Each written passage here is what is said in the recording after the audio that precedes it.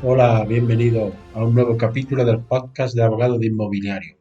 Soy José María Luque, abogado, y os recuerdo que me podéis seguir en mi página web abogadoinmobiliario.com, donde aparte de suscribiros a mi lista de email, que envío un email diario con noticias y comentarios sobre novedades del derecho inmobiliario, además obtendréis otro tipo de información y lugar donde podréis contactar conmigo y en su caso que trabajemos juntos. En el capítulo de hoy voy a hablar de los arrendamientos urbanos, que como bien sabéis se hayan regulado en una ley de 1994 que ha sufrido varias modificaciones. En primer lugar, debemos decir que esta ley se aplica a los arrendamientos de fincas urbanas que se destinen a vivienda o a usos distintos del de vivienda. Esta diferenciación tiene muy importante porque el régimen jurídico que se le aplica en los derechos o obligaciones que tienen las partes son distintos dependiendo de esta clase de vivienda. En primer lugar, debemos de partir de que ¿qué se considera arrendamiento de vivienda? Es aquel que recae sobre una edificación habitable cuyo destino primordial sea satisfacer la necesidad permanente de vivienda del arrendatario. Estas normas que regulan el arrendamiento de vivienda también se aplica al mobiliario, trasteros, plazos de garaje y cualquier otra dependencia arrendado o servicio cedido como accesorio a esa finca. Por su parte, se consideran arrendamientos distintos al de vivienda aquel que recayendo sobre una edificación tenga un destino primordial distinto al establecido anteriormente. Es decir, que pueden ser arrendamientos de verano, aquellos donde se va a ejercer una actividad industrial o comercial o profesional, por ejemplo. La diferencia fundamental en la normativa aplicable es que hay unas normas que recoge la ley, en concreto en el título 2, que son de obligado cumplimiento para los arrendamientos de vivienda y no son de obligado cumplimiento para los arrendamientos de uso distinto de vivienda que se rige en primer lugar por la ley y la voluntad de las partes. Hemos de decir que tampoco se considera sujeto a esta ley como arrendamientos de vivienda aquellas viviendas que se alquilen que tengan una superficie superior a 300 metros cuadrados o en los que la renta inicial en cómputo anual exceda de 5,5 veces el salario mínimo interprofesional. Es decir, está excluyendo de este tipo, de esta normativa un poco proteccionista hacia el arrendatario a las que podríamos considerar como viviendas de lujo. Están excluidas del ámbito de aplicación de la ley de arrendamiento urbano, por ejemplo, el uso de viviendas de porteros, guardas, empleados que la tengan por razón de su cargo que desempeña. También el uso de viviendas militares, los contratos que se hacen en una finca rústica cuya finalidad sea la finca rústica y que dentro haya una casa a habitación, tampoco están incluidos dentro de esta ley el uso de viviendas universitarias. Y por último, tampoco las viviendas turísticas estarían sometidas a esta norma.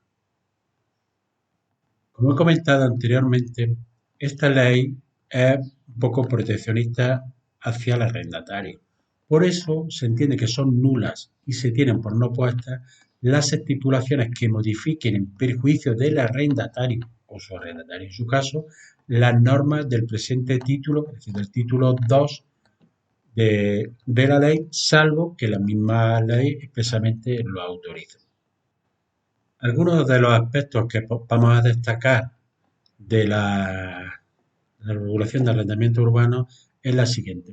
En primer lugar, el contrato no se podrá acceder por el arrendatario sin el consentimiento escrito por el arrendador. No vale consentimiento verbal, tiene que ser escrito. Y en caso de que haya cesión, el cesionario se subrogará en la posición del cedente frente al arrendador.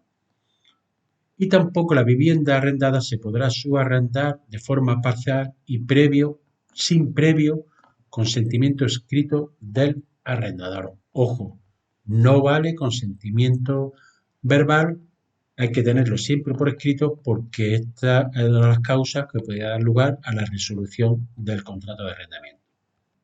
Duración del contrato.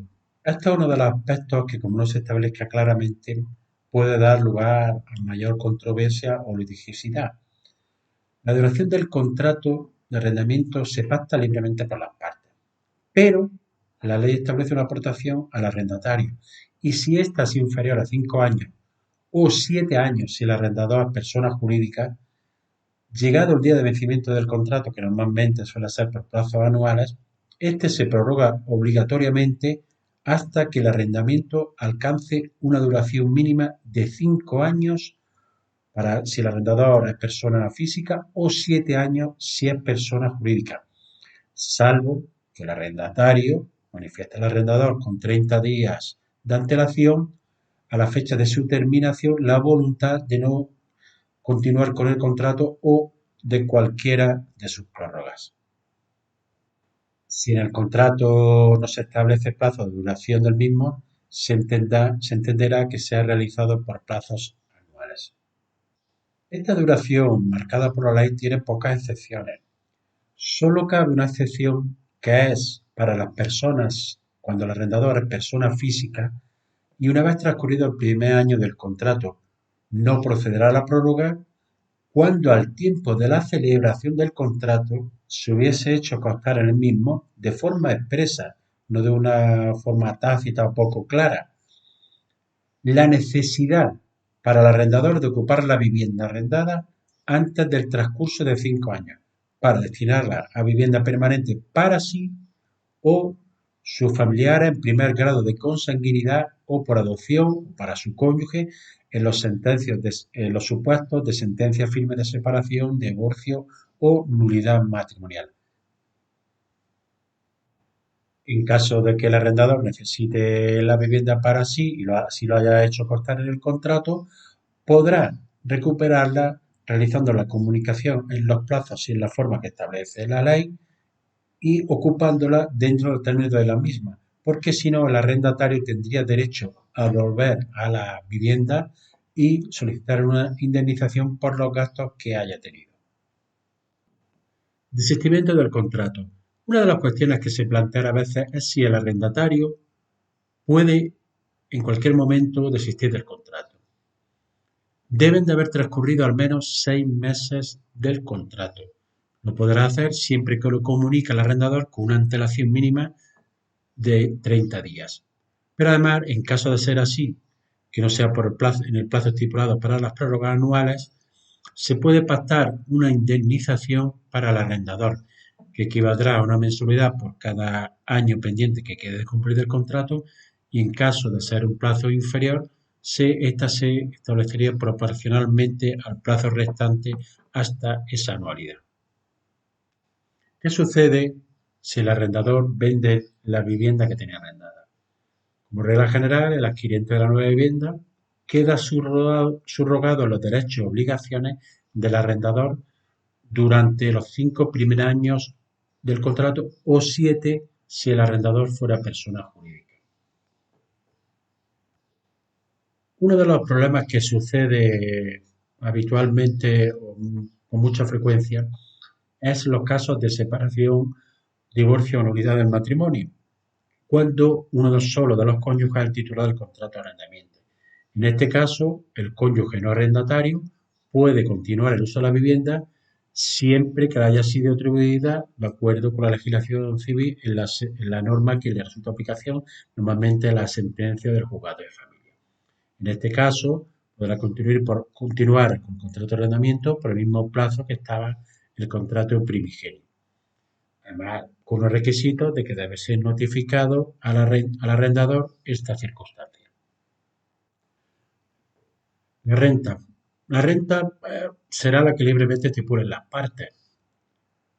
Normalmente será de pago mensual y habrá de efectuarse el pago dentro de los 7 primeros días. Normalmente será en la forma y en el lugar que las partes acuerden, en su defecto en metálico y la vivienda arrendada. Mi consejo es siempre hacerla por transferencia bancaria porque así tendremos el resguardo acreditativo del pago. También se puede acordar y es habitual en muchos contratos de arrendamiento que durante un plazo determinado la renta se reemplace total o parcialmente por el compromiso del arrendatario de reformar o rehabilitar el inmueble en los términos y condiciones pactadas. La actualización de la renta normalmente se suele pactar en el contrato y suele hacerse de forma anual, es decir, al vencimiento del año del contrato. Si no hay pactos presos, no se aplicará actualización de la renta.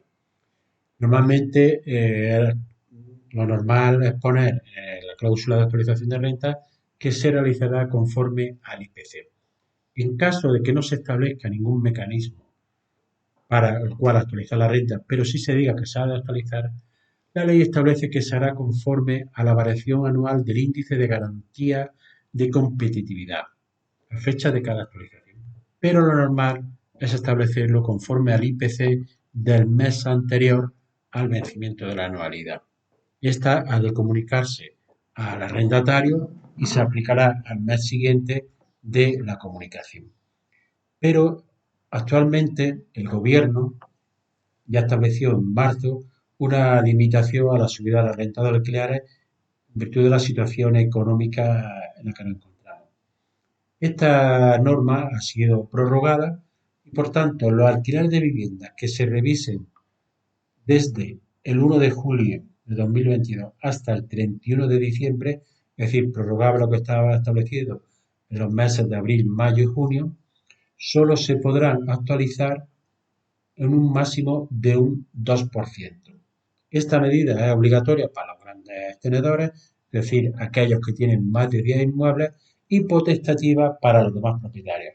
Es decir, en este último caso, puede que haya un acuerdo entre arrendador y arrendatario que la subida de la renta sea superior, pero en caso de falta de este acuerdo, el límite máximo será la subida del 2%.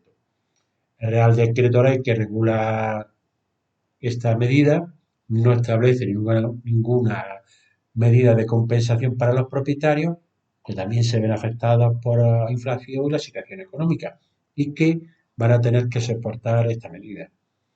¿Esto qué supone? Pues que el gobierno, con esta medida y otras relativas a la vivienda, está consiguiendo que haya una gran falta de seguridad jurídica y que los propietarios y los inversores huyan del mercado de alquiler y se produzca el efecto contrario al deseado, que es favorecer el acceso a la vivienda.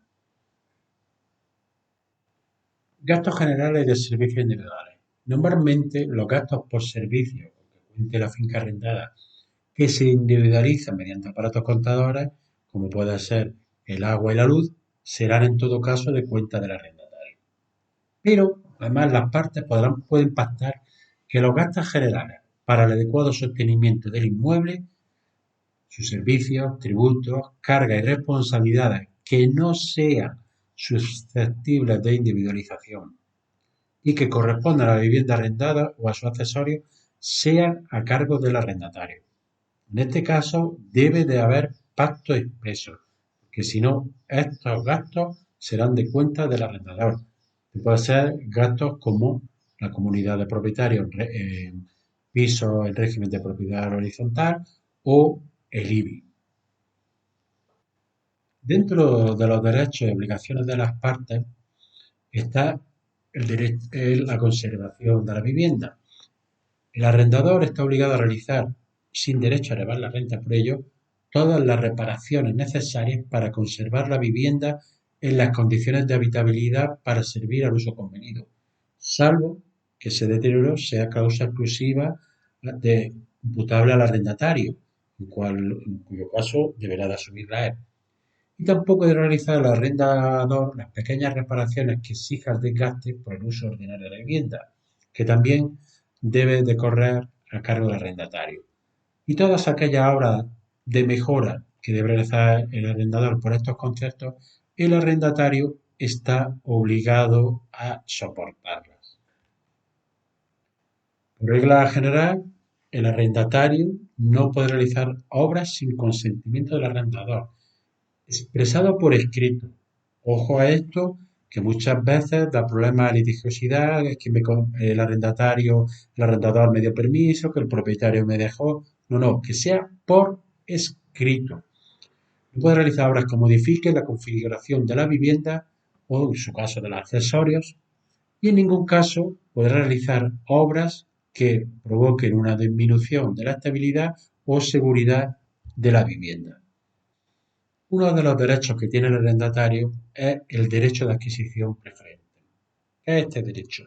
Si no se establece nada en el contrato de arrendamiento, este derecho lo tiene el arrendatario, pero puede ser excluido por un pacto expreso entre las partes a la firma del contrato. Si este no está excluido o está reconocido, en caso de que el arrendador desee vender la vivienda, el arrendatario tendrá un derecho de adquisición preferente. Es decir, el arrendador le deberá comunicar previamente a la venta las condiciones de esta venta con el precio y el arrendatario podrá ejercitar su derecho. En caso de que no se le comunique con anterioridad, una vez realizado la venta, el arrendatario podrá ejercitar este derecho por el precio que se haya pagado por la vivienda. Si se vende una vivienda que está arrendada, para que se pueda inscribir en el registro de propiedad por el nuevo propietario, debe de justificar que ha tenido lugar las notificaciones previstas en el artículo y referente al derecho a adquisición preferente con los requisitos exigidos en la misma. Si no, el registrador denegará la inscripción de la finca que ha sido adquirida. Tanto arrendador como arrendatario tienen una serie de obligaciones. El incumplimiento de estas puede dar lugar a la resolución del contrato. Las causas más habituales para que el arrendador pueda exigir la resolución del contrato son las siguientes: falta de pago de la renta o de las cantidades cuyo pago haya asumido el arrendatario, la falta de pago del importe de la fianza o de su actualización, el subarrendo o la cesión inconsentida, la realización de daños causados dolosamente en la finca, cuando en la vivienda tengan lugar actividades molestas, insalubres, nocivas, peligrosas o ilícitas, o cuando la vivienda deje de estar destinada de forma primordial a satisfacer la necesidad permanente de vivienda del arrendatario o de quien efectivamente viniera ocupándola. También, por otro lado, el arrendatario puede resolver el contrato, entre otras, por las siguientes causas: la no realización por el arrendador de la reparación a la que estuviera obligado para que la vivienda tenga las condiciones de habitabilidad, o la perturbación de hecho o de derecho que realice el arrendador en la utilización de la vivienda. A continuación, la Ley de Arrendamiento Urbano establece determinados artículos para los arrendamientos para uso distinto de vivienda. Tal como mencionamos al principio, estos se rigen en primer lugar por la voluntad de las partes, en su defecto, por lo que establece el título tercero de la Ley de Arrendamiento Urbano, artículos 29 y siguientes, y supletoriamente por lo que establece el Código Civil. Estos arrendamientos son fundamentalmente los arrendamientos de locales de negocio, locales comerciales o aquellos pisos que pueden estar destinados a actividades profesionales o mercantiles. Por último, la ley establece dos disposiciones comunes en el artículo 36 y 37, y el primero de ellos se regula la fianza. Esta fianza se establece normalmente a la celebración del contrato. Es obligatoria y en la cuantía de una mensualidad de renta en el arrendamiento de vivienda y de dos en el arrendamiento para uso distinto del de vivienda. La fianza, este saldo, está dirigida a que el piso o el local se devuelva en las condiciones en las que fue entregada y para responder de cualquier deterioro que hubiera sufrido la vivienda por causa imputable al arrendatario. El saldo de la fianza debe ser restituido al arrendatario al final del arriendo. No puede ni debe utilizarse como una práctica habitual como para aplicarla al último mes de la renta. El último artículo actual de la ley establece que las partes podrán componerse recíprocamente la formalización por escrito del contrato de arrendamiento y establece un contenido mínimo de este contrato. Es ya muy raro que haya contratos verbales de arrendamiento y en todo caso cualquier contrato mínimo que se hace por cualquier persona habituada que se dedique al ámbito inmobiliario reúne todos los requisitos que establece la ley en ese artículo. Con esto llego al final del episodio de hoy. Espero que haya sido de tu agrado y nos vemos en el siguiente episodio. Que pases un gran día.